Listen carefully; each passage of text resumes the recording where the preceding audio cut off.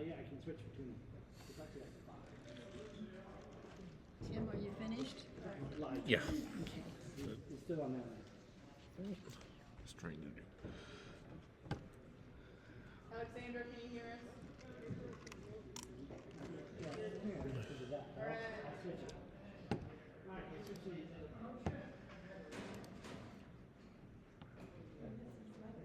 When you are done, are you doing? I'm just doing the prior level. And then after that, we move on to, when I was talking about Albert the Great, and then after that, we go to Catherine. Okay. Well, when you're done, can I have a break? Do you want to get in? Oh, prayer request, okay. The prayer request before Albert the Great. How about prayer request right now? Is that? I just wanted to make sure that I wanted them. Okay, okay. We can do prayer request right after. Okay. I've got.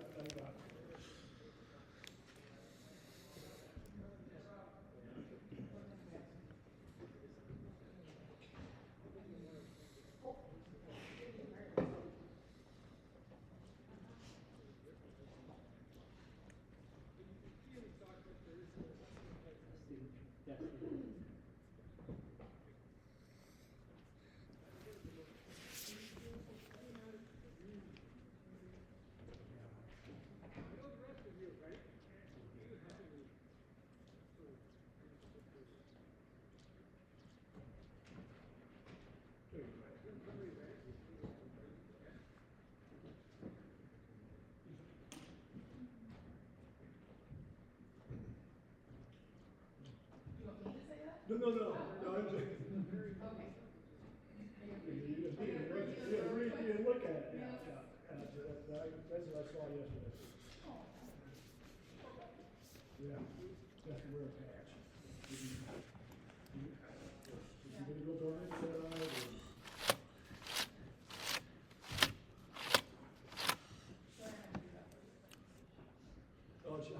How's your vision now? It didn't really do much. But all the things you're supposed to also refuse to do any damage to the there's just nothing. Yeah, he has a strengthening the eye. That's exposed. Are we ready? Okay, we're good next? Yeah. Okay. So, frequently the choir has a sort of a news talk. And the only piece of news I've got is a request from Teresa Kosick. She's belonged to this choir, and they are performing next week at 2 o'clock. And she's been working on this for some time, and I think I'll pass it around. It's at Rocky Mountain High School. She's also performing today at 1:30 and 2:30 at the mall Friday. It's not going to be as big a deal as that. What are they singing? What are they singing? This is what I got. A quiz show celebrating our 55 years of harmony, featuring our holiday chorus and local quartets, plus harmony gift shop. You can say.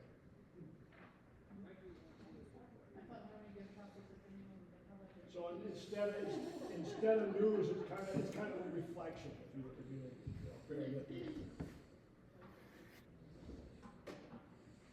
So in sermons that you may hear regarding regarding the Passion of the Lord, it's frequently mentioned that in addition to the betrayal by Judas, the rest of the apostles abandoned Jesus. And one reason to point this out is so that we don't lose sight of the psychological and emotional pain of the Passion as we call to mind all the great physical pain that the Lord had to endure. And another possible explanation for talking about abandonment is that if we consider the natural cowardice of men who went on to become great saints, then weaklings like ourselves might be more willing to believe that there's hope for us too. However, I think there's another way to interpret the role of the apostles in the Passion. In John John 17:12, in the upper room, Jesus says, I have guarded them, and none of them is lost, but the son of perdition. And later in the garden, as John 18:8 relates, Jesus answered, I told you that I am he. So if you seek me, let these men go. This was to fulfill the words he had spoken, of those whom thou gavest me, I lost not one. So the Lord is clearly not saying, come with me, guys, let's all get crucified together. They may indeed drink from the chalice that he drinks, but not at this time. The Lord has other plans for them.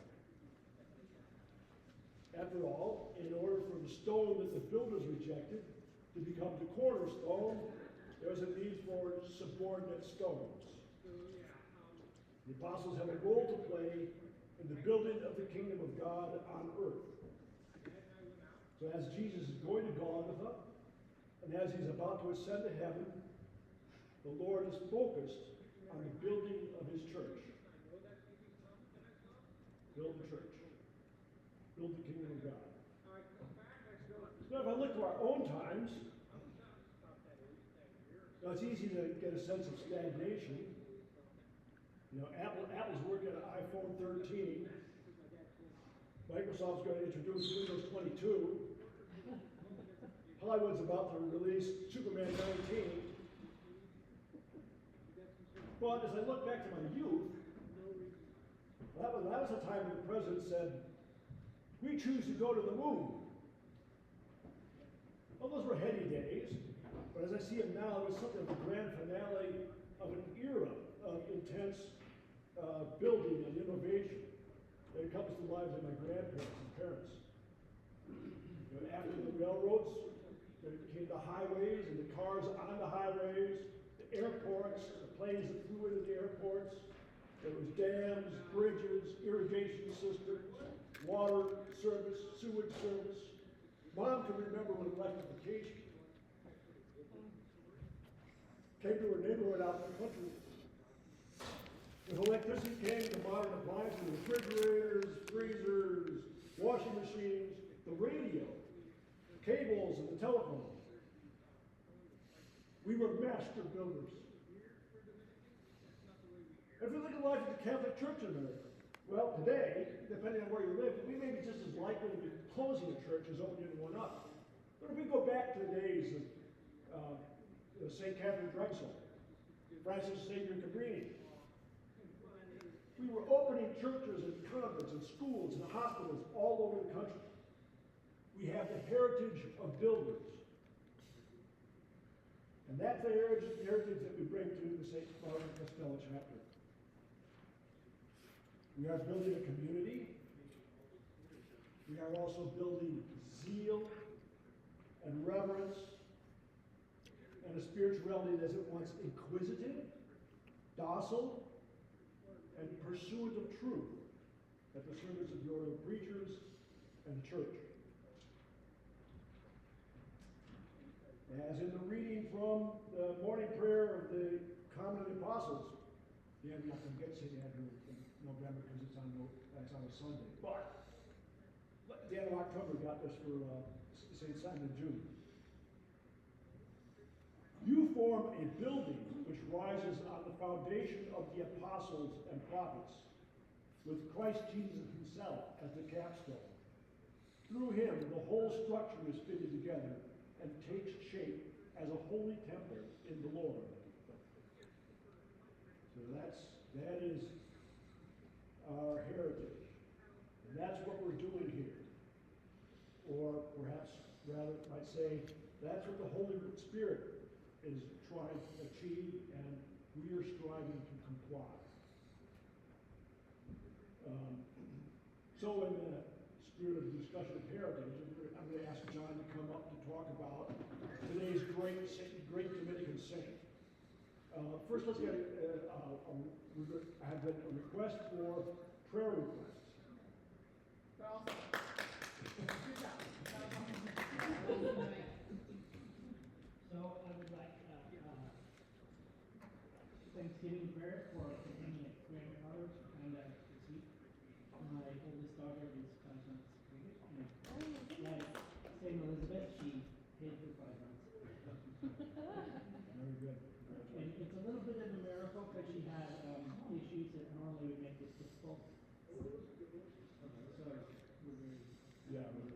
pleased to hear that. And of course, I ask you to leave prayers to my wife and daughter, you know, if you need. So they're living in Omaha still, or? That's right, yeah. He's working for Charles Schwab, his husband's, I think he's working for Casino as a teacher. Okay. So, I've got a prayer request as well. So I have a prayer request, still continuing prayers of Thanksgiving for my team, but also, asking for prayers for my husband Chaz's health. We found out, 2 weeks ago that, he has stage 1 of kidney cancer. So it's in very early stages. It was a miracle that they found it. They weren't looking, he doesn't have any kidney issues. They wouldn't have known until he was over for a functional test. They were looking for, he had other ear pain, so they were amen for him going to the doctor. And praise Jesus, because my dad didn't, you know, I know guys sometimes go to the doctor. And then for the military doctor, for continuing to search for whatever was bothering him, which this wasn't what was bothering him, but they found it, and it's stage 1, very early. You have to wait till March to get another scan, and then surgery, and the surgery should be what fulfills the needs of his taking the cancer away. But they think that it's part of the problem was JP8 jet fuel, because he was a jet fuel. Yeah, he would be jet, direct jet. Any other prayer requests? So please pray for Jeff. Yeah, my friend's daughter, she's like 7, a mall seizure a couple days ago, and they're trying to figure out why. Her name is Julie, and they're trying to figure out why she had this seizure. And also just for all of our Americans who are here, especially of illnesses or daily.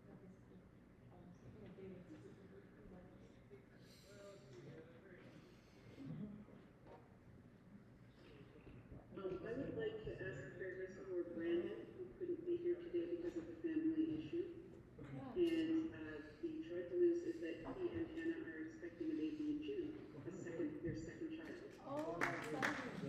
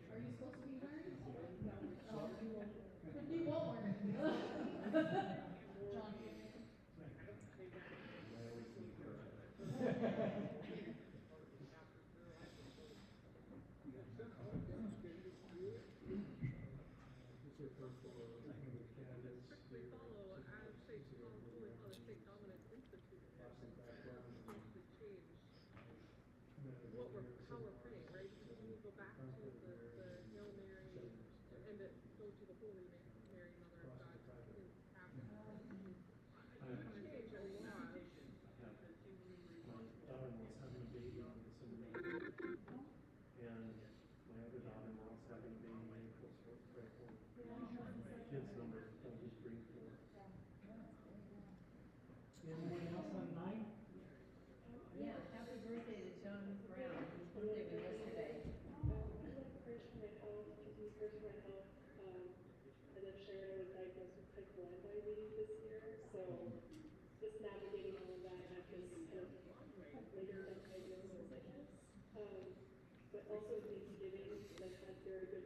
results, so your prayers are welcome, so please keep them up.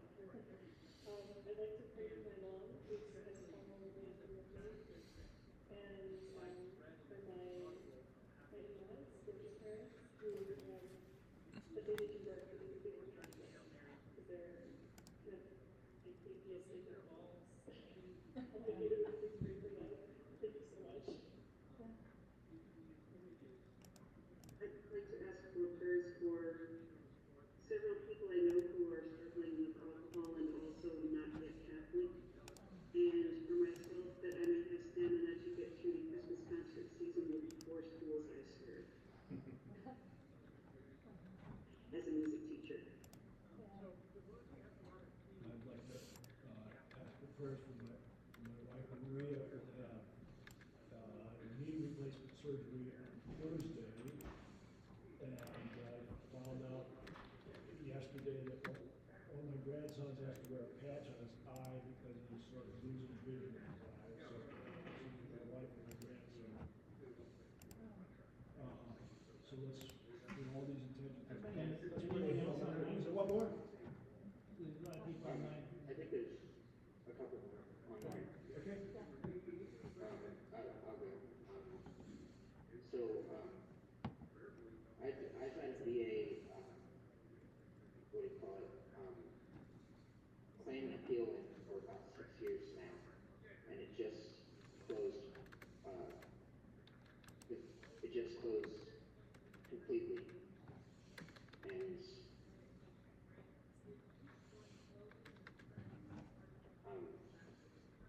just pray for the people who are still in the process, because it was really hard. You had a claim? Sorry, I'm not understanding. Is it a good or negative?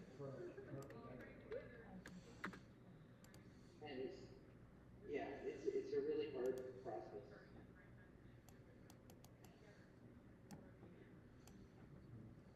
And a lot of people, it takes a long time. And so just pray for them and help them, please.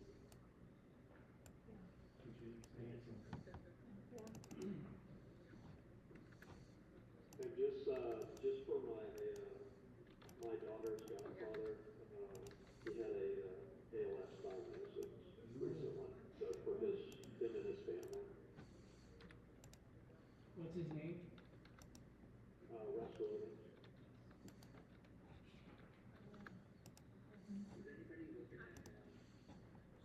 Let's pray Hail Mary.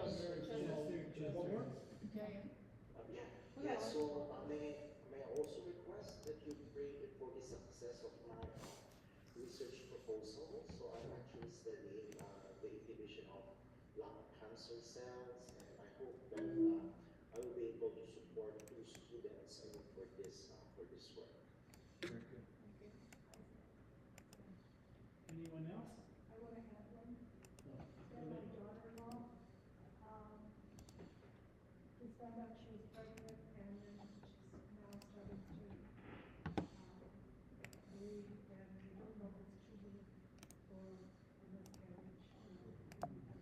Keep her in prayer, and maybe. Anyone else online?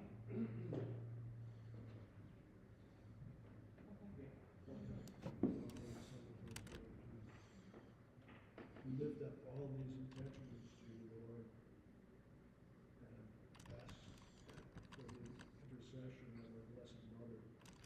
Hail Mary, full of grace, the Lord is with thee. Blessed art thou among women, and blessed is the fruit of thy womb, Jesus. Holy Mary, Mother of God, pray for us sinners, now and at the hour of our death. Amen.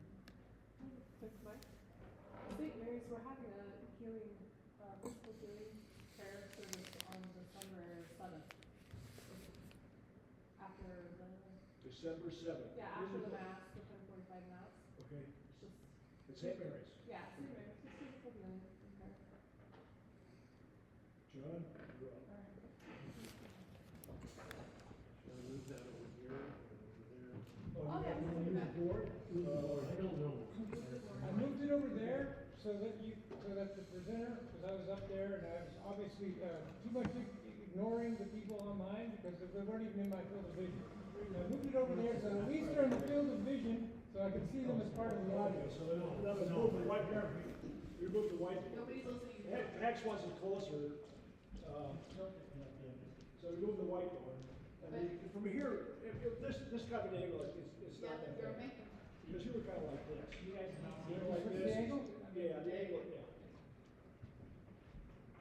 I just figured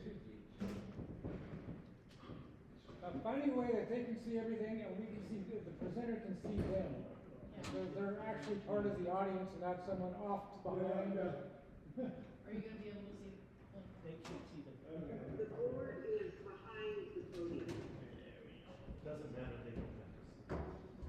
but I don't know if I can see it anyway. Yeah, that's fine. Is this thing?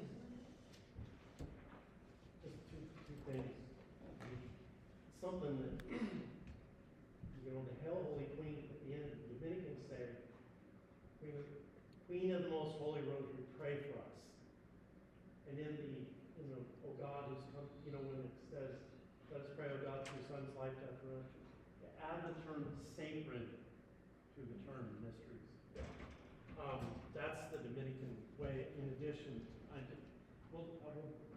It's in the handout, as long as we follow the handout, we get it, yeah. I'm just trying to, that's all.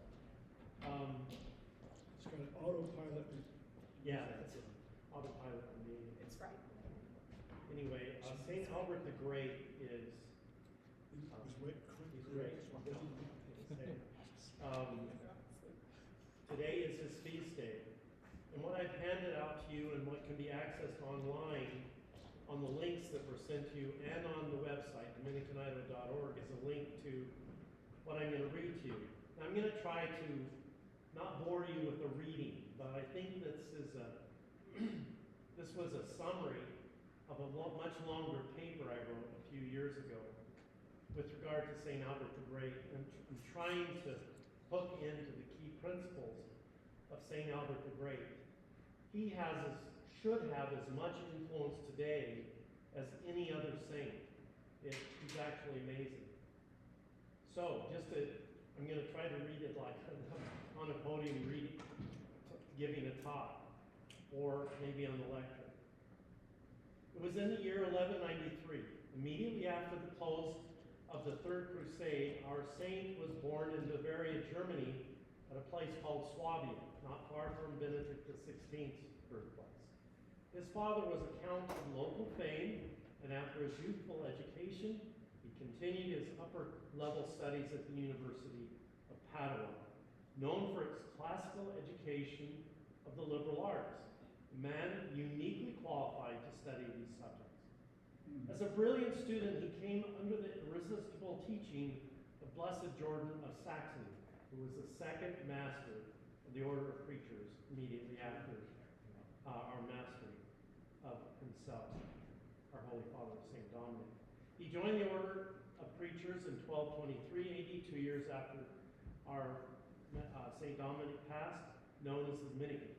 The saint lectured in many schools in Germany, and in 1245 he reported to the University of Paris, where he received his doctorate in theology.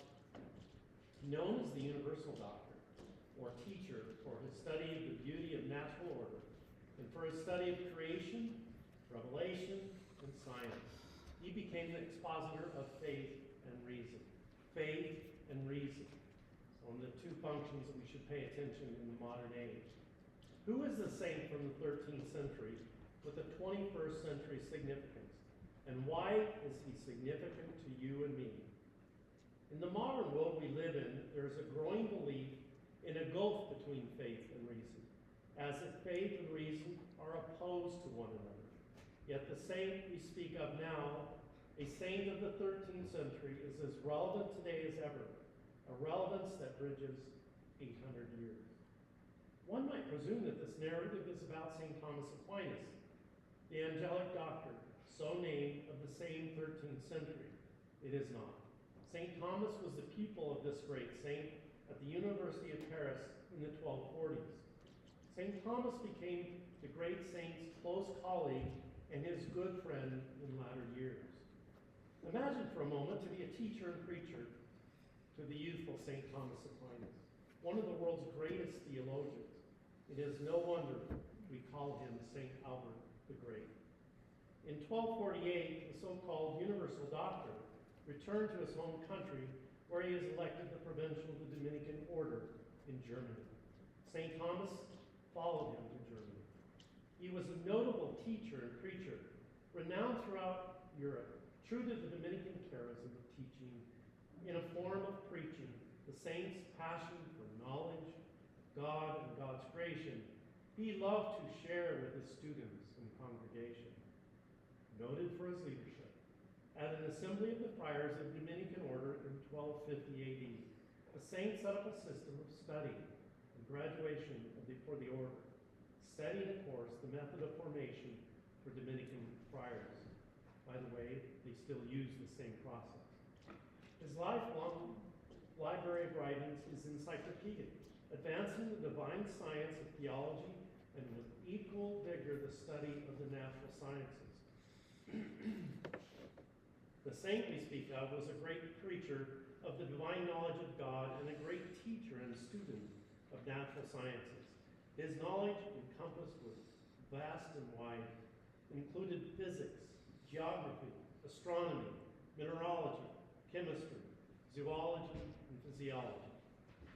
Our saint said that the focus of science is to investigate the causes that are in nature. Likely the beginning of the scientific method. In the study of science, he says that we inquire what nature with its imminent causes can naturally bring to pass. The irony does not escape the modern faithful, indeed, especially considering this Dominican saint who, at the height of the faith that he practiced and resting on the idea of objective reality, he helped formulate the experimental sciences and the scientific method, an inestimable influence that helped bring the wellspring of knowledge to applied sciences.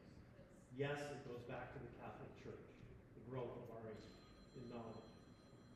St. Albert Magnus, also known as the Great Doctor, priest, professor, scientist, preacher, bishop, and priest, who said Holy Mass and preached daily, heard confessions, ministered to the sick and the dying. He baptized the faithful. He was a priest, proved in his time of the 13th century, 800 years ago, and for us in the 21st century, that the church was not and is not opposed to the study of nature with science, that faith and science go hand in hand, where one cannot be without the other, without creating ultimate disorder. St. Albert Magnus gives to us an exposition and love for the faith and for reason, teaching that theology, the study of revealed truth, is the master of all inferior and natural sciences. For the study of theology is the study of God himself. Our beloved St. Albert the Great, the Universal Doctor of the Church, was canonized in 1934 by Pius XV. Just a minute, Phil. When we celebrate this great reveal of truth on November 15th today. Faith and reason are instruments for us to learn the truth. Reason is to understand the natural world, and faith to learn of the divine and the eternal things. By the use of reason, as the Second Vatican Council stated, God can be known certainly through the light of human reason. As it says in the scriptures at the book of Romans of 1:20, this certain knowledge of him can be known to all men and women, quote, with firm certainty and without the contamination of error, close quote. Yet with faith, the assurance of things hoped for and the conviction of things not seen, as it says in the book of Hebrews, God, through faith, opens to mankind the divine benefits and wisdom, as Vatican II states, which entirely surpasses the powers of the human mind to understand in the natural order. With faith, we can understand godly truths. It was through St. Albert and his contemporaries that the dawn of applied science began to change the world. It is in our troubled age for people to once again understand how faith and reason are to be applied in seeking the truth, in making the world a better place, and for the ultimate purpose of the salvation of souls. It is here where St. Albert's understanding of faith and reason can be applied to the modern world, to seek the truth. As Pope Benedict says, it is important to recall the truths of faith and of reason never contradict one another. It is our duty today to arrive at the truth for ourselves and for the greater human community. May it be said that there is no other greater time than today. Where truth is accepted and understood, it serves all members of society by purifying our reason, ensuring that it remains open to the consideration of ultimate truths. You know, if we as Catholics abandon faith in science and see science and faith and science and reason as the enemy of faith, rationalism arises. Without faith, we then began to use our human reason to its very error. It admits to no ultimate objective truth. All is relative. We see this today. Human life becomes cheap. Men and women become objects to be manipulated, and the immoral killing of innocent persons becomes the lawful norm. Expedience is the measure of ethics and politics. Christ is abandoned. Almost anything goes. All we have to do is look on the TV news each night. On the other hand, if we abandon reason and look to faith alone as the answer, fideism arises. Feelings and experiences, therefore, become the measuring stick of faith. To be honest with you, those among us, key to this point, are the Mormon faith, that you have the burning in the heart, burning in the bosom, and that's key. It's certainly not a measure of truth. The universal faith that guides the world is abandoned when we become the priest and prophet of our own personal 1517 AD church. Therefore, faith and reason are, quote, like two wings on which the human spirit rises to the contemplation of truth, close quote. As St. John Paul II says, he notes that, quote, God has placed in the human heart the desire to know the truth. In a word, to know ourselves. So that by knowing and loving God, men and women can come to the fullness and of the truth about themselves, close quote. It is in these footsteps of St. Albert Magnus, lay Dominicans today study and strive to comprehend the wonders of creation, the natural order, and all the truths of the faith, to grasp the goodness, the truth, and the beauty of God. It is this one path of faith and reason together that bring us to the fullness of this knowledge of God. I encourage you to pray to St. Albert the Great for our world, and the ultimate triumph of the cross over the minds and souls of humankind, but more particularly, those souls of our great country, and of our families, and of our state. We pray. Thank you. Bill, at the age of 5, Thomas Aquinas actually numbered here. John, you have to answer. 5-year-old boy. Okay. What did you say, Phil? What is God? Oh, yeah. Thomas Aquinas asked his mother that at the age of 5. That's what he said. Well, that makes sense. That's who he is. Anyone online have questions? No, I would just like to share something because I'm brimming with excitement here. So, the St. Albert the Great actually was the first to isolate the element arsenic. So, he discovered an element. I mean, how many elements that we have? 1, 10, and maybe he discovered one. Today is equivalent, and he should have gotten a Nobel Prize. And yeah, this is very, very interesting for me because I really like faith and reason. And just to share it on a personal level, this is my commissioning as a lecturer in our parish, and I see, wow, I mean, what is a better time to be commissioned, and it's the history of St. Albert the Great. So, yeah, so, no, I'm just excited. Thank you.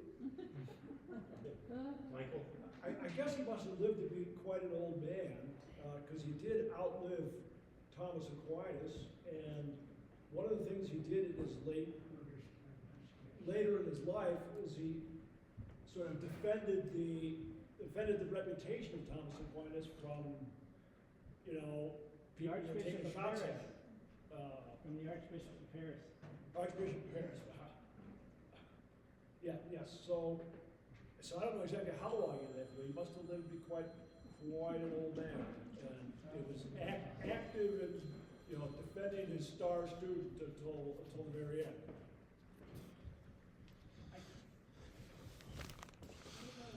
I think he also took his place at the council with the Eastern churches because Thomas died on his way to be at that council. He had been requested by the Pope to engage in dialogue to try to heal the schism.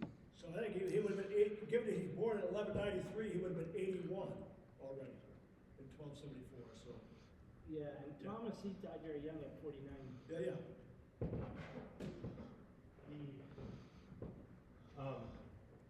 His point, can you make your point again? I've been distracted. I think one of the things, okay. I have to just remark the comment with regard to faith and reason. Can't even begin to explain how important that is for today's age. And that we see where reason has been abandoned, and we see that manifest in the various denominational churches, some 50,000 now. And each little subject, each little evangelical church is another denomination. And we see that, and the lack of, and all the many heresies that have risen. I've been on, as I've confessed to some friends the other day, I've been on X lately arguing with Mormons. And they are getting very, very bold. I think their work is to get a spear out there in the public and force themselves into making people like they're common. They believe in the same Jesus. They do not. Now, my point is not to beat up on Mormons here, but they're a really good example of the abandonment of reason for what they call faith. And then on the other hand, we see this in some of the evangelical churches, the Charismatics, which are good when it's correct. Frankly, it's one, and I'm not going to get an argument over Charismatics, but the reality is that, and I've experienced it, but if it's connected to the Catholic Church, it's better than being connected ultimately to these errors. Faith and reason walk together hand in hand. And the connection is very, very important. One of the keys, when I was reading an article once about an early university in New Jersey in the early 1800s, there were two professors that proposed that the church and faith were failing, and they wanted to push natural reason to succeed. And they have, since those days, been somewhat successful in saying that faith and reason oppose each other. And we see that that is not true with this great saint. I think that's the one thing we can draw away from. And it's a good subject to try to understand. So I just wanted to add to that. John Paul II compared faith and reason to two wings by which we fly. Yeah. Yeah, quoted that. Yeah. That's great. John, this is kind of open-ended question. So you live in Idaho, which is like Utah North, Yeah. right? So can you talk a little bit more about some of your interesting online conversations that really kind of piqued my interest with our Latter-day Saint friends, especially in light of kind of this idea of abandoning reason. That's a really good question. One of the things I see the common strain is that what they say is the testimony of Jesus Christ, who died and was born. They don't believe, they believe that God the Father is soul and body. Scripture clearly says that God is spirit. And they just push it, and then they say, they answer, because when I raised that objection, the answer came back, well, Jesus says that that the church has the final say on things, that it can judge things. You know, once it's bound on earth, it's bound in heaven. So what they're saying is they can make these changes to doctrine by making a judgment.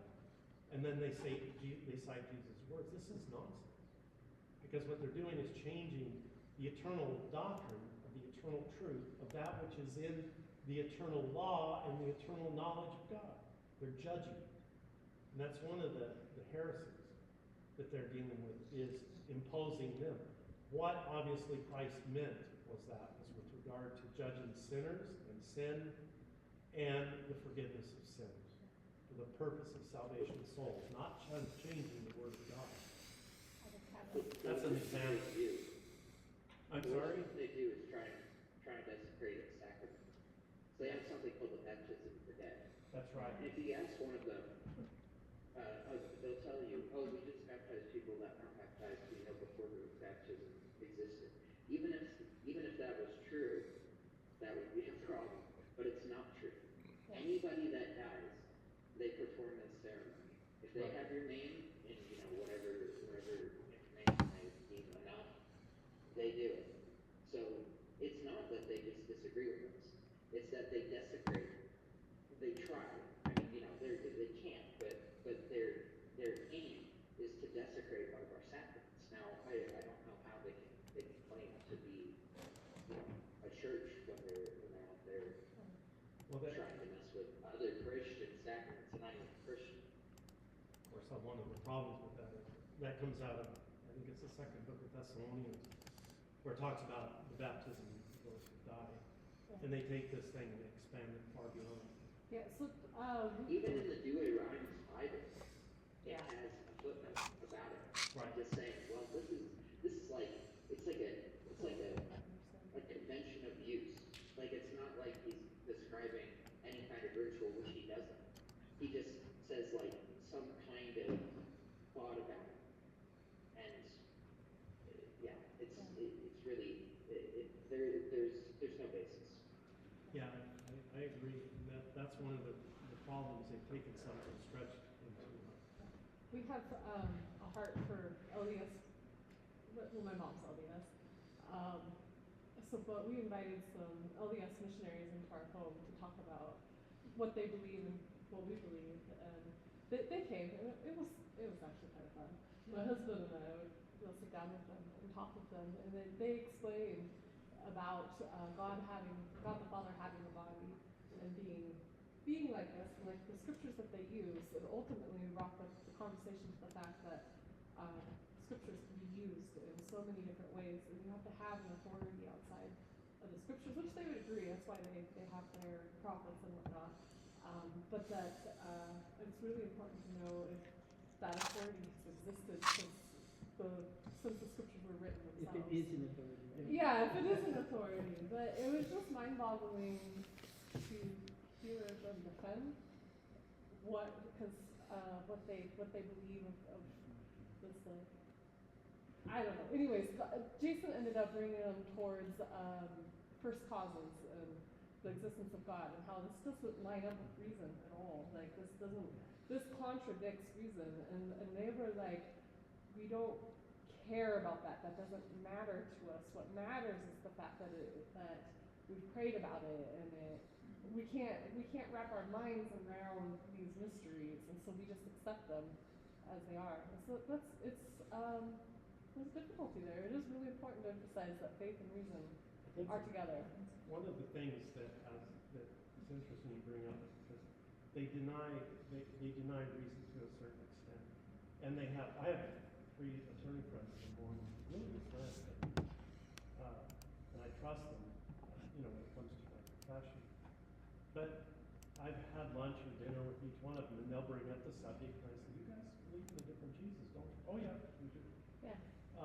And they believe that the Nicene Council and the succeeding councils were errors, great magnitude, and they caused the church to go off in the wrong direction. But they can't really answer. One of the questions they can't answer is, this is a reason question, okay? Explain to me in where because they talk about the restored gospel. If it's restored, where's the old one in history? They kind of didn't. So there's a lot of nonsense wrapped up into it, and you just have to scratch through it a little bit, and that's the second. But anyway, I bring up Mormonism because it's in our face here in the valley, right? Here in this state. I love Utah North. And, all of us have had experiences. So we have, I know a lot of Baptists, they live about us, or Mormons, or, we have a community here that's very unique, and unique ethnically, and unique religiously, and, we need to kind of get used to it. And how do we talk to these people of apparent faith that is not real? The other thing they always say when it comes to Catholics versus Mormons and the rest of the community, they say in fact more than like 5 to 10 have told me this. Either the Mormons have it right or the Catholics have it right. The Protestants don't. They'll tell you that every time. And why? Because Catholics are an institution of authority, and they respect that. And historically, it's much deeper and longer.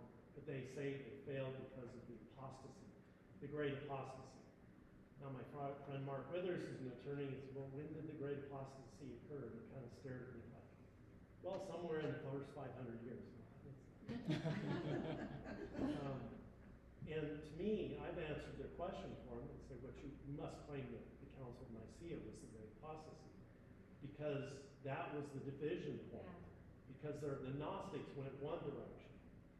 Mormonism is a Gnostic religion. It's your knowledge and what you do that matters. What's interesting about the Mormon position that it's a mystery, because bodies are not mysteries. I mean, there's things you don't know about bodies, but generally that's something they're accessible to. So if you say God the Father is a body, like us, a man or something, then that's not something. Glorified man. Right? So, Yeah. and if you show the first cause by reason has to not be a body, right? Yeah. Then you're in Exactly. trouble, right? Because you can't say it's just some mystery, because you're positing that God is not a mystery because he's a human being, right? Yeah. That's not a mystery. I mean, there's mysteries about human beings, but Yeah. Exactly. My Mormon friend that I grew up with said, what mysteries? There are no mysteries. God has revealed everything to us.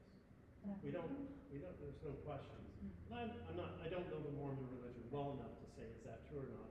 Yeah. It is nonsense Yeah. that we can say we know the things of God in its entirety. That is logically, reasonably nonsense. Yeah. Even anybody thinking through that knows that we cannot know the eternal. So Austin, will you read Austin? John? Yes, Janine. I have, because I used to copy, edit, and proofread academic books, I have one tiny verbal quibble. I totally agree with faith and reason, and with the fact that faith can slide into Judaism and reason can slide into rationalism. But when you say mysticism and superstition abound, can we say false mysticism? Because there are real mystics. Say that again, false? False mysticism. False False mysticism. mysticism instead of just mysticism. Yes, that's a good point. Yeah. Yeah. That is true. We have a. All your commas were absolutely in the right place. so Austin, did you want me to read your chat, or did you want to speak it? I could. Go ahead and say it. I could put it in the chat.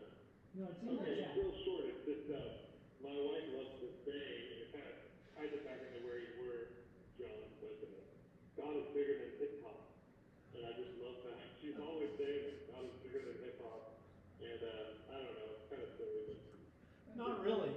Not really. What were you gonna say about Jehovah's Witnesses? all of that, it's just, it goes back a little bit. It's just saying it's a similar reasoning that they appeal to authority of the Jehovah's Witnesses, but rather, like, you could talk to them and you could point out certain scriptures about God being God or Jesus being God, and yet they're not really allowed to have their own interpretation or agree with other Christian interpretations of Jehovah's Witnesses. You even go further to read certain other materials. So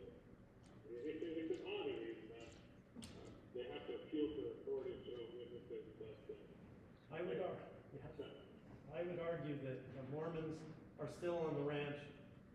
JWs are off the ranch and in the canyon. I mean, that's true collective nonsense. So, Unfortunate too. one thing about authority is extremely important, especially in theology.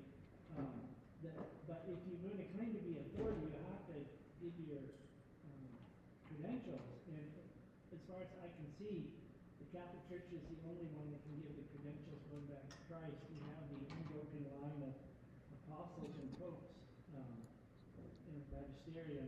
Jehovah's Witnesses and the Mormons, they started to come into being in the United States in the 1800s, so they don't have, it's unreasonable to believe them as authorities. All right, we're gonna need to get, I said, we wanted to get through this in a year. In order to do that, we have to actually get to it at some point. Yep. So, 2 minutes, and then we'll go back to Captain Sim. Thank you, Janine. Oh, yeah. What do you say? What you got? We got 2 minutes, and then we're Yeah. going to I just had a question on objectivity. It's just something as a philosopher that's always kind of struck me, but that's okay if you put another one. Oh, yeah. What's your question? You have 2 minutes. So, this concept of like no objective truth or rationality. Now, I understand that ontologically. That would be fair because the foundation of reality, you're not going to get an ultimate principle just for the reason alone. You have to take the leap of faith that there is something of existence and there is something of God. However, what about epistemic objective truth? So, like, I think there's a distinction here between ontologically subjective, objective, versus epistemically subjective and objective. Because Aristotle, and I saw this a lot in Thomas Aquinas as well, Aristotle would say that there are certain kind of epistemic objective truths that can follow from a telos. So the objective truth can actually exist within the object itself. Like there is a specific wood you would want to use for a ship. There's a specific form the ship has to take. And that seems to be something that we can come to a conclusion with reason alone. And the reason I touched on this is because if that is so, what if there is an absolute telos for the human experience? An absolute way that we ought to act that's grounded in how we can come to define a flourishing individual. You know, so this is kind of like the moral argument, maybe a skeptical argument against the moral argument itself. But I saw this in the reading what St. Albert Magnus, when he was talking about no objective truth. Surely we can have objective truth through rationality from an epistemic level, right? No. Why? You can have certainty, but you can't have truth. Because there's no truth. Because truth is God.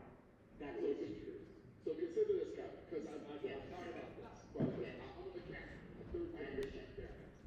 Now, often the way people use objectivity and subjectivity is like, if I'm eating a pizza, the subjective truth exists in my mind whether I like that pizza or not. That's why a lot of people can disagree. But if the objective truth exists in the object, then it's stated to have a form of objective truth. So for my Ford, for example, my Ford F-150, there's a specific variable valve timing that exists within the construction of the vehicle itself that doesn't rely on my mind. So it seems to be an objective truth based on the way we construct the rules that created the vehicle. Well, we didn't construct the rules. We did in the vehicle. God constructed it. In the vehicle. Now, in the word, okay, in the vehicle, yes, but I mean, but I think you mean per se, not per action. No, I say the truth exists in the object itself. If it's not firing correctly, it's 6 cylinders are firing via 5, you know. All right. That has we will talk about this after. Yeah. Exchange phone numbers. Sounds good. Well, we probably won't finish, but somebody will tell us. Exchange phone numbers. This is an awesome conversation.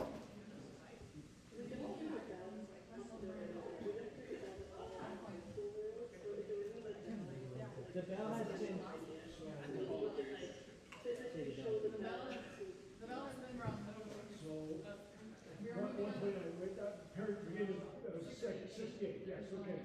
I believe we're at section 68. Yep. Start, and I will read until 69, and then we can read for the next person if that's everybody willing to read. Yes? Yes. Or I can read the whole thing. So I will read one and then see if there's comments, but we need to go fast. So, okay. Of my servants, even though their love is still imperfect, seek it and love me for love's sake, rather than for the consolation and pleasure they find in me. Now I do reward every good deed, but the measure of the reward is the recipient's love. Thus I give spiritual consolation in prayer, now in one way, now in the other. But it is not my intention that the soul should receive this consolation foolishly, paying more attention to my gift than to me. I want her to be more concerned about the loving charity with which I give her, and to her unworthiness to receive it, than to the pleasure of her own consolation. If she foolishly takes only the pleasure without considering my love for her, she will reap the sort of harm and delusion of which I am about to tell you.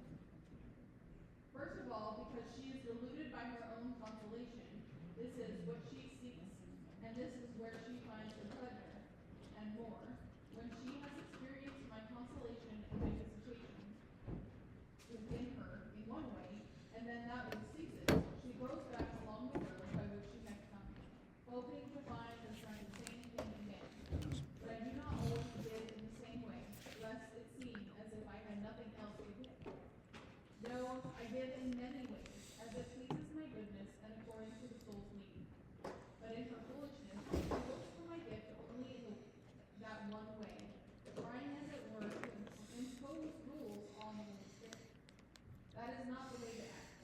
Instead, she should cross courageously along the bridge of the teaching of Christ crucified, and there receive my gifts when, where, and as my goodness pleases to give them. And if I hold back, it is not out of hate, but love, and so that she may seek me in truth, and love me not just for herself, but humbly accept my charity more than any pleasure she may find. For if she does otherwise, and runs only after pleasure in her own way, rather than mine, she will experience pain and unbearable confusion, when the object of her delight as her mind sees it. It seems to be taken away. Such are those who choose consolation in their own way. Once they find pleasure in me in a given fashion, they want to go on with just that.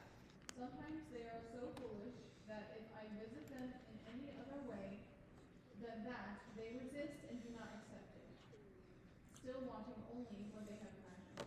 This is the fault of their selfish passion, the spiritual pleasure they found in me, but they are deluded.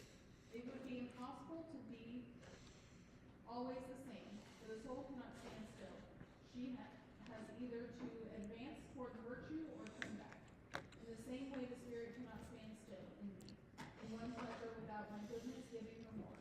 And I give these gifts very differently. Sometimes I give the pleasure of a spiritual gladness, sometimes contrition and contempt for sin, and which will make it seem that as if the spirit is inwardly troubled. Sometimes I am in the soul without her sensing my presence. Sometimes I make my truth and incarnate word take shape before her mind's eye in different ways. And yet it will seem that in her feelings the soul does not sense him. Soul does not sense him with the ardor and delight she thinks ought to follow on such a vision. And sometimes she will see nothing but will feel tremendous pleasure. All this I do out of love, to support her and to make her grow in the virtue of humility and in perseverance, and to teach her that she should not try to lay down rules for me, and that her goal is not consolation, but only virtue built on me. I want her to accept humbly in season and out, the loving affection, the affection with which I give to her, and to believe with lively faith that I give her as welfare demands, or as is needed to bring her to be grateful. So she should remain humble, her beginning and end should be in the love of my charity. And in this charity, she should accept pleasure and its absence in terms of my will rather than her own. This is the way to avoid delusion and receive all things in love from me. For I am their end, and they are grounded in my gentle will.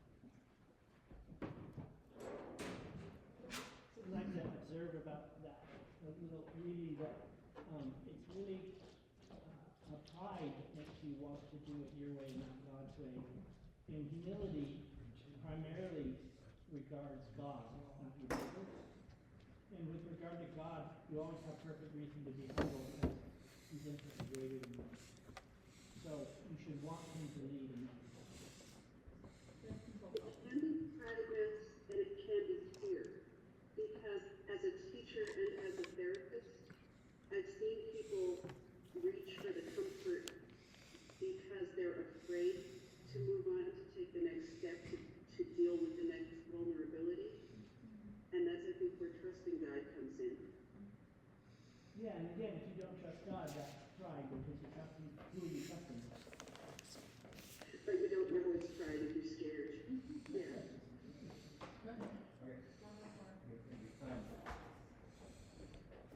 I've told you about the delusion of those who want to experience me and receive me into their minds in their own way. Now I want to tell you about a second sort of delusion. These people find all their pleasure in seeking their own spiritual consolation, so much so that often they see their neighbors in spiritual or temporal need and refuse to help them. Under pretense of virtue, they say, it would make me lose my spiritual peace and quiet, and I would not be able to say my hours at the proper time. Then if they do not enjoy consolation, they think they have offended me. But they are deceived by their own spiritual pleasure, and they offend me more by not coming to help of their neighbor's need than if they had abandoned all their consolations. For I have ordained every exercise of vocal and mental prayer to bring souls to perfect love for me and their neighbors, and to keep them in this love. So they offend me more by abandoning charity for their neighbor for a particular exercise or for spiritual quiet than if they had abandoned the exercise for their neighbor. For in charity for their neighbor they find me, but in their own pleasure, where are they seeking me? They will be deprived of me. Why? Because by not helping, they are by that very fact diminishing their charity for their neighbors. When their charity for their neighbors is diminished, so is my love for them. And when my love is diminished, so is consolation. So those who want to gain lose, and those who are willing to lose gain. In other words, those who are willing to lose their own consolation for their neighbor's welfare receive and gain me and their neighbors, or receive and gain me and their neighbors, if they help and serve them lovingly. And so they enjoy the graciousness of my charity at all times. But those who do not act this way are always in pain, for sometimes they simply must help, if not for love, then a necessity, whether it is spiritual or bodily ailment their neighbor has. But though they help, their help is painful.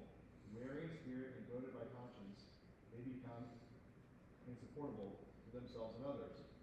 And if you ask them, why do you feel this pain? They would answer, because I seem to have lost my spiritual peace and quiet. I have abandoned many things I was in the habit of doing, and I believe I have offended God by this. But this is not the case. Because their sight is set on their own pleasure, they do not know how to discern or know in truth where their offense really lies. Otherwise, they would see that the offense lies not in being without spiritual consolation, nor in abandoning an exercise of prayer in favor of their neighbor's need, but rather in being found without charity for their neighbor, whom they ought to love and serve for love of me. So you see how deluded they are, and only because of their own spiritual self-centeredness.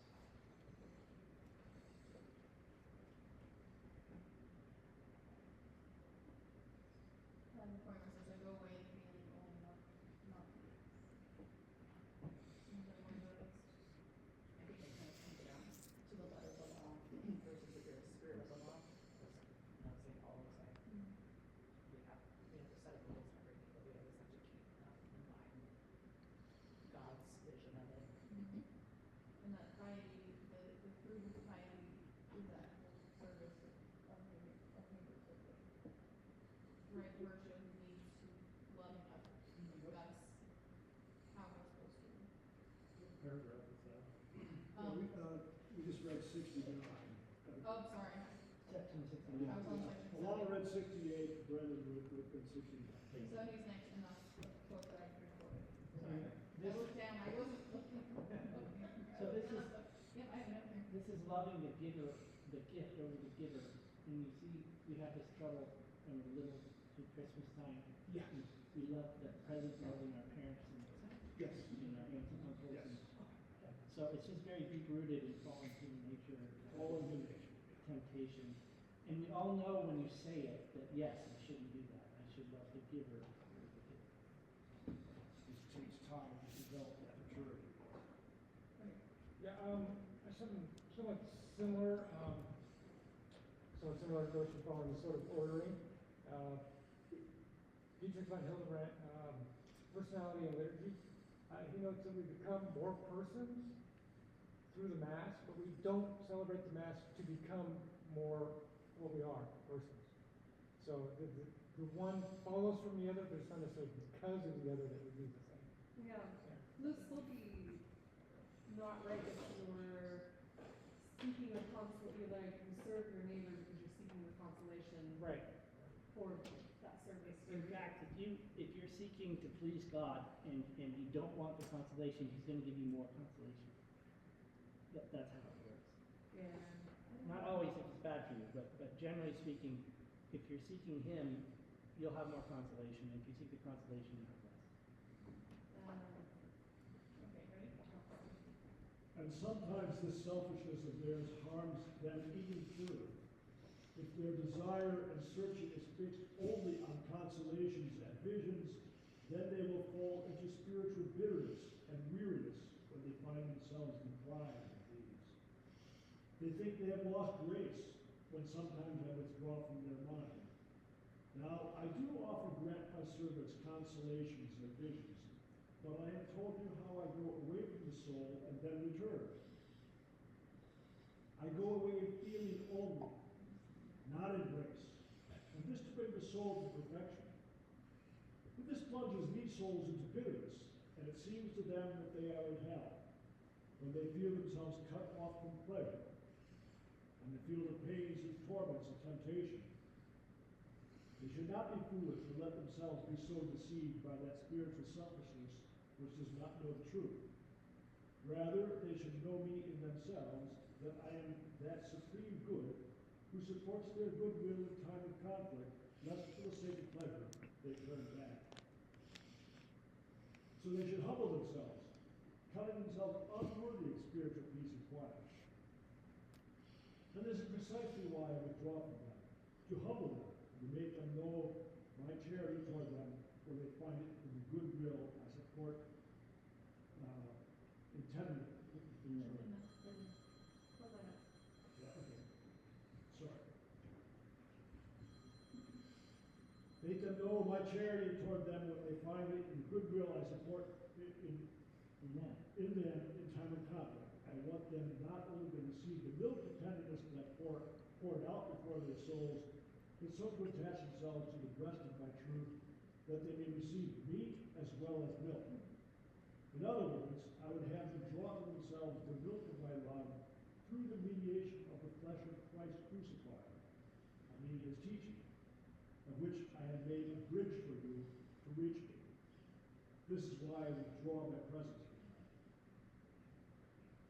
If they behave foolishly, they will receive only milk. But if they behave prudently, I will return to them with even greater delight and strength, light and warmth of charity. But if they accept the absence of the feeling of spiritual tenderness, with weariness and sadness and spiritual confusion, they will gain little and will persist in their lukewarmness.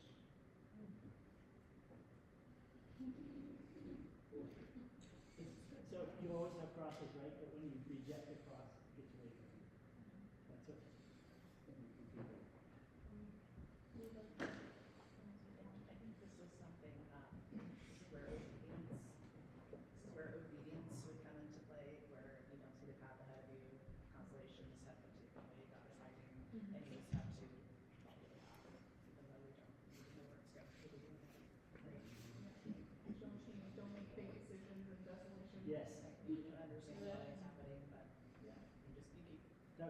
saying no, it's just a rule, right? Don't change what you're doing in destination. John's what did George call me? Very slow. So if you want, you're in? Sure. Oh, he's coming. Oh, you got it. Yeah, sorry. Yeah, you're good. Go ahead. After this, they are often eluded in yet another way by the devil, when he takes on the appearance of light. For the devil gives whatever he sees in the mind disposed to desire and receive. So when he sees the mind gluttonous, with its desire set only on spiritual visions and consolations, whereas the soul should set her desire not on these, but only on virtue, counting herself as worthy, and the other overseeing my affection in such consolations, then I say, the devil presents himself, that mind, under the appearance of love. He does this in different ways, now as an angel, now under the guise of my truth, now as one or other of my saints. And this he does to catch the soul with the hook of that very spiritual pleasure she has sought in visions and spiritual delight. And unless she rouses herself with true humility, scorning all pleasure, she will be caught on this hook in the devil's hands. But let her humbly disdain pleasure and cling to love, not for the gift, but for me, the giver. For the devil, for all his pride, cannot tolerate a humble spirit. And should you ask me how one can know that the visitation is from the devil and not from me, I would answer you that this is the sign. If it is the devil who has come to visit the mind under the guise of light, the soul experiences gladness at his coming. But the longer he stays, the more gladness gives way to weariness and darkness, and freaking as the mind becomes clouded over by his presence within. But when the soul is truly visited by the eternal truth, she experiences holy fear at the first encounter. And with this fear comes gladness and security, along with a gentle prudence that does not doubt, even while it doubts. But through self-knowledge considers itself unworthy. So the soul says, I am not worthy to receive your visitation, but how can I be worthy? Then she turns to the greatness of my character, knowing and seeing. Charity, sorry.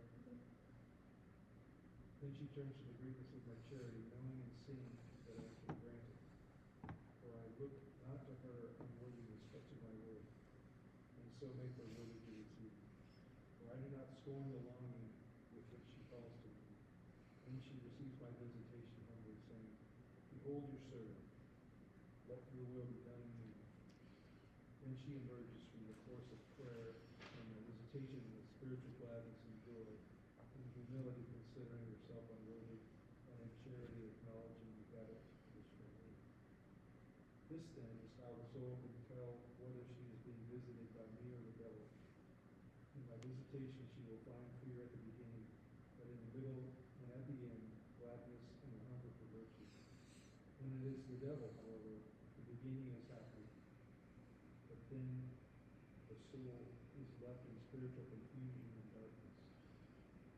Now I have warned you that by giving you the sign, so that the soul, if she chooses to behave humbly and prudently, cannot be deluded. The one deluded will be the soul who chooses to travel only with the perfect love of her own consolation, rather than of my affection.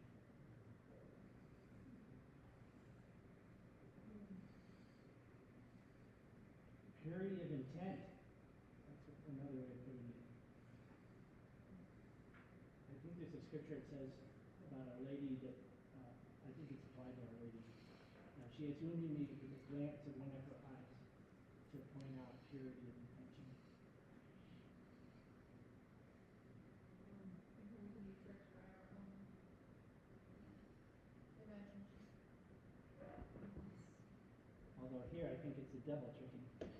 Right, that's what, yeah, we're tricked by the devil because the senses are consolation. Yeah, our attachment. Our to aim is to be pleasure. tricked. Or we do receive Really?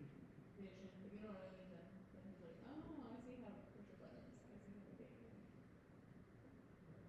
Just reminds me back to Max's Christmas thing, right? So, using the lure of the gift, right, in a sense, the desire for a particular gift. Got a really nice present from Uncle Satan this year.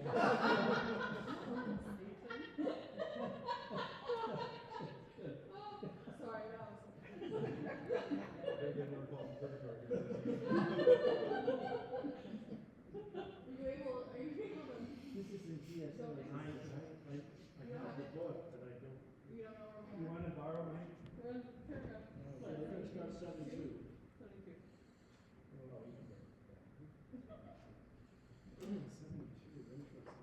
Yeah, the Kindle translation. It has the same numbers on this one, and it's the same book.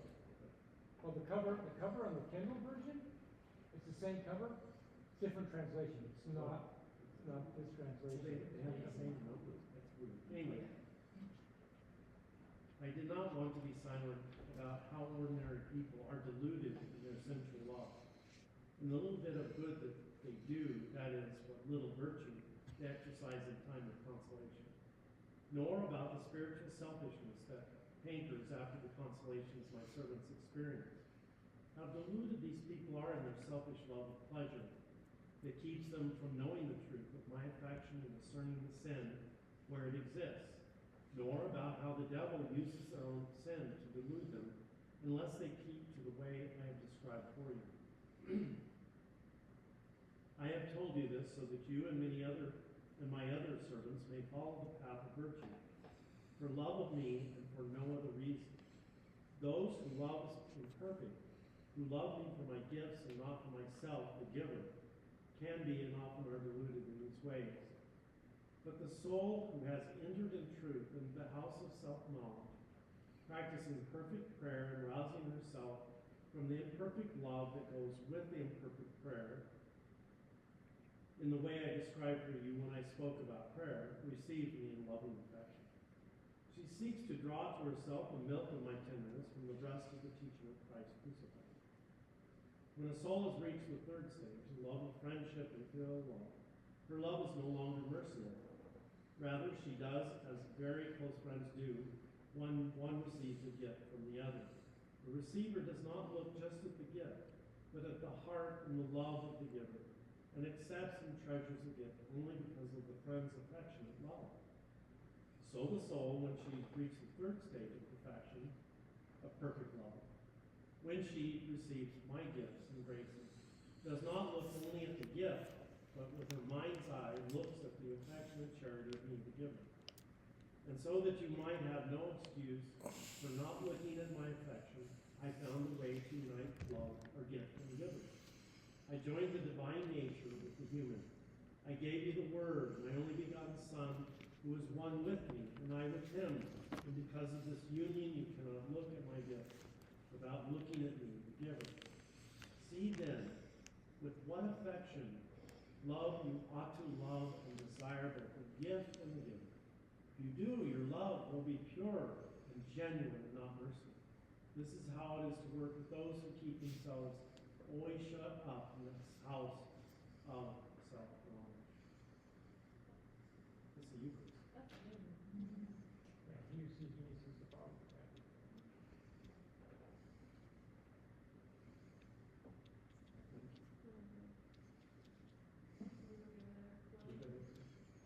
You don't have to if you don't want.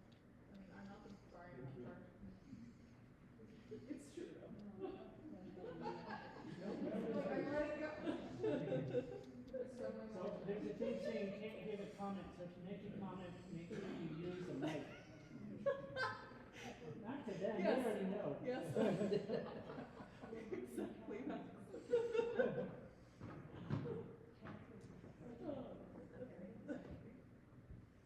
Up to now, I have shown you, in many ways, the soul rises up from imperfections and comes to perfect love, and what she does after she has attained the love of friendship and filial love. I told you that she came this far by dint of perseverance But this self-knowledge must be seasonal with knowledge, or it would end in confusion. For through self-knowledge, the soul learns contempt for her selfish, sensual passion, and for pleasure and her own consolation. And from contempt grounded in humility, she draws patience, which will make her strong in the face of the devil's attacks and other people's persecutions, and strong in my presence, when for her own good I take away her spiritual pleasure. With this power, she will endure it all. And if difficulties make her selfish sensuality want to rise up against reason, her conscience must use holy hatred to pronounce judgment and not let any impulse pass uncorrected. Indeed, the soul who lives in holy hatred finds self-correction and self-reproach in everything, not only in those movements which are against reason, but often even in those which come from me. This is what my gentle servant Gregory meant when he said that a holy and pure conscience makes sin where there is no sin. In other words, the soul in the purity of her conscience sees guilt, even where there was no guilt.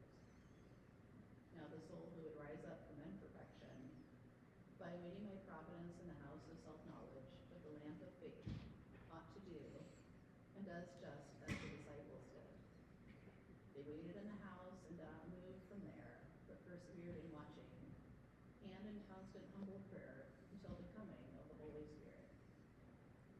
This, as I have told you, is what the soul does when she has risen from imperfection and shuts herself up at home to attain perfection. She remains watching, gazing with her mind's eye into the teaching of thy truth. She is humbled, for in constant prayer, that is in holy and true desire, she has come to know herself, and in herself she has come to know my affectionate charity. Yeah, this reminds me of the continent man. So this is the guy who does the right thing. When the temptation comes, he does the right thing, but he doesn't do so joyfully and sort of out of habit, out of second nature. So he hasn't done anything wrong necessarily, but there's still a disorder that needs to be corrected. You haven't pushed past it's not something that's become second nature. So it's not a habit. It's not a virtue, properly speaking. So you still have a level of imperfection in there. You don't desire it for the sake, for its own sake. You're sort of doing the right thing because it's the right thing. Right? So there's a No love. right. You haven't quite pushed past that point. So there's an imperfection without a sort of fault. Right? So there's no guilt involved there. You've done the right thing, but you don't desire to do the right thing as much as you should. Or from the right reason. Yeah. Desire God. I think what you're saying is true, but I don't think it's what's being talked about here, because he says those who have perfect love. So he's not talking about the incontinent man, but the virtuous man. And so, but the second part of what you said applies to the virtuous man as well, especially if you consider who said it, which is Gregory the Great, who was a Benedictine. So when you become a religious, you do things that are not required, right? And you do that to increase in virtue and to avoid vice. So somebody can see sin where there's no sin, in the sense that, as you said, there's an imperfection there that they desire to avoid, although it's not a sin. Right, so it doesn't reach to the level of being a sin, just imperfection. And Gregory the Great complained about this all the time once he was made pope, but how when he was a monk he could keep constant recollection, but as pope he had to deal with all sorts of people, of all very importunate and also worldly people, and it was a great distraction to his being able to remain recollected in God.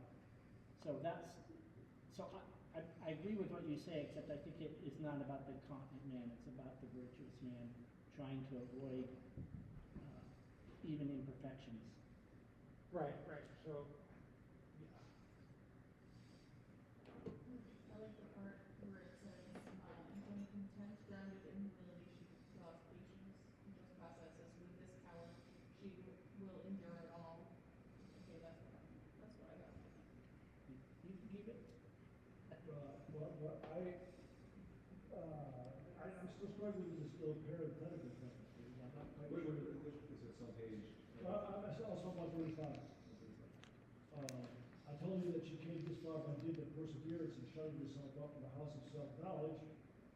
But this self-knowledge must be seasoned with knowledge of me and in confusion. And I'm not quite sure here how the knowledge of God enters the soul. Or maybe it's discussed elsewhere. Well, I think it's knowing yourself without having any knowledge of God. Right. Which becomes confusing, I yes. think that's what he's saying. Yes. But so what is it? So how do you Knowledge of God? where's the knowledge of God come from? In this case? Prayer. From prayer. Okay. I think from the teaching of the church. It's a grace. Yeah, Yes. praise. This reminds me of what a priest told me once, that when you're contemplating your sins in front of the cross, you have to always contemplate first the love of God beyond the cross. Okay. So if you don't contemplate the love of God on the cross, His love for you, if you look only at your own sins that caused Christ to be crucified, then you will become confused. Okay. And confused here means you'll fall into despair. Yes. And you will not have confidence in divine mercy, but you will have. Because we're talking about that contempt of self. Yeah. Right? So it's holy self-hatred, which is confusing in And then itself. there's the bad stuff. Because then there's like, God's love, God loves you so much, but also you're a horrible person. And that's a hard thing to hold together. And so that's what it does. Well, it's what's from yourself that is horrible, right? Because you as from God are something good.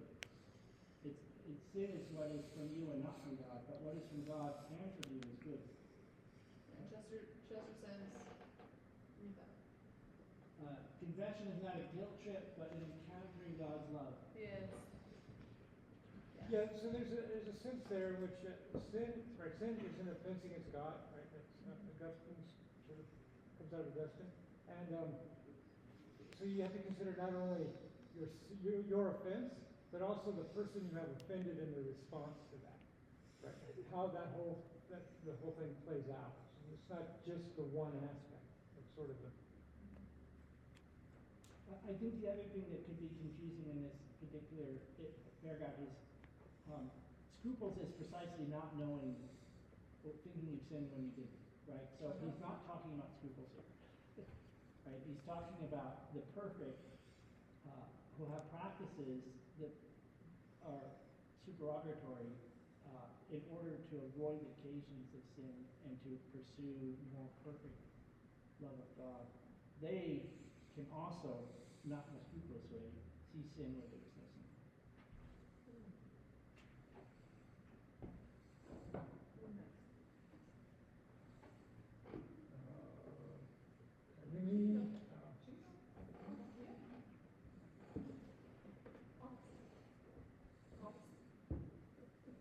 Now it remains to say how one can tell that a soul has attained perfect love. The sign is the same as that given to the holy disciples after they had received the Holy Spirit. They left the house and fearlessly preached my message by proclaiming the teaching of the Word, my only begotten Son. They had no fear of suffering. No, they even gloried in suffering. It did not worry them to go before the tyrants of the world to proclaim the truth to them for the glory and praise of my name. So it is with the soul who has waited for me in self-knowledge. I came back to her with the fire of my charity. In that charity she conceived the virtues through perseverance when she stayed at home, sharing in my power. And in that power and virtue she mastered and conquered her selfish, sensual passions.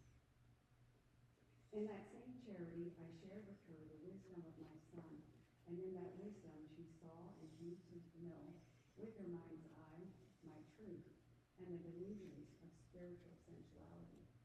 That is, the imperfect love of one's own consolation. And she came to know the malice and deceit the devil works on the soul, who is bound up in that imperfect love. So she rose up in contempt of that imperfection, and in love for perfection. I gave her a share in this love, which is the Holy Spirit, within her will, by making her will strong to endure suffering, and to leave her house in my name to give birth to the virtues for her neighbors. Not that she abandons the house of self-knowledge, but the virtues conceived by the impulse of love come forth from that house. She gives birth to them as her neighbors knew them in many different ways. For the fear she had of not showing herself, lest she lose her own consolations, is gone. After she has come to perfect free love, she lets go of herself and comes out, as I have described. And this brings her to the fourth stage, that is, after the third stage, the stage of perfection, in which she both tastes and gives birth to charity in the person of her neighbor. She is graced with the final stage of perfect union with me. These two stages are linked together, for the one is never found without the other any more than charity for me can exist without charity for one's neighbors, or the latter without charity for me. The one cannot be separated from the other. Even so, neither of these two stages can exist without the other.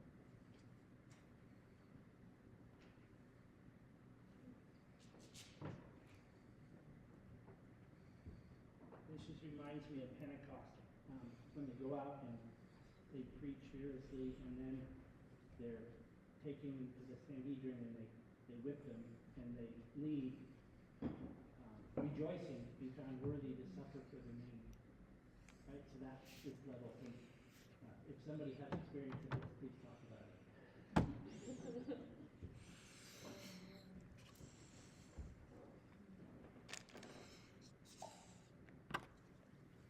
Yeah, the only thing that comes to mind, and it's not directly related to this, but it's sort of drawn from this, is that said the second point, or the latter without charity for me.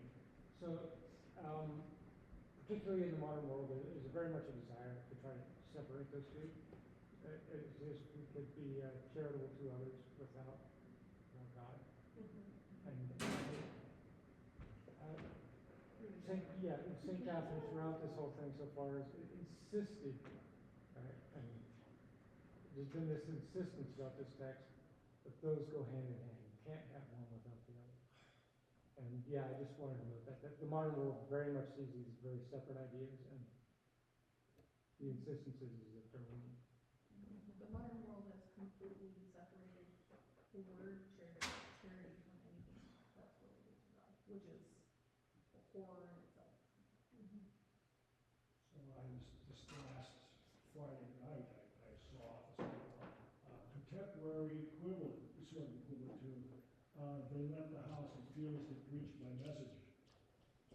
All right, when I went to dinner, fundraising dinner for the church builders, and the speaker was, I guess she belongs to the Sisters of Charity, and she has this mission in the Somali-speaking region of Ethiopia, and it's that portion of the country is almost 100% Muslim. And she had a guest who came to the mission and produced some letterhead for them. They had a little cross inside in the letterhead, and later they had a plan to let's invite kids in the town to join a soccer club because they love soccer. And so she mailed out letters to kids in the town, and later found out that because of the presence of the cross on the letterhead, she was now marked. She went to town and was told by them, they want to kill you because you're a proselytizer. You're infidel. And I said, okay, if I were in this position, I want to hop in my car, get on the throughway, and drive a couple hundred miles. But there is no throughway, and she doesn't have a car. So she stayed right there. Her mission keeps not working. Also, they do know how to read. Most of them, she sent out a letter, but most of them don't know how to read. Yeah. So like Oh, all so they you heard saw this- was the cross. Yeah, so she came to theology encore on Tuesday, and Tuesday, and yeah, she was saying that because they're not educated, they're so much disorder that even before she can bring them Christ, she has to have them like no where to put a towel. Like they have so much disorder in their life that just building natural virtue is necessary before even and because of the culture, like preaching Christ in words is much more difficult because of the culture. Well, I was just thinking, I at this point, I would be so gripped with fear that I wouldn't know what to do next. And she just, this is my bishop, I'm gonna do it, like the apostles going out to fearlessly That's preach the also message. really, we're also really who you're talking to. Yeah. They can't read, and you send them a symbol of the cross. That's what they're gonna see and think. Right? They won't know what you're actually saying.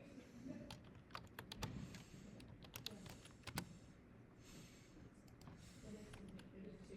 159, okay, I guess that wraps it up, so we'll start again at paragraph 75, page 1. We did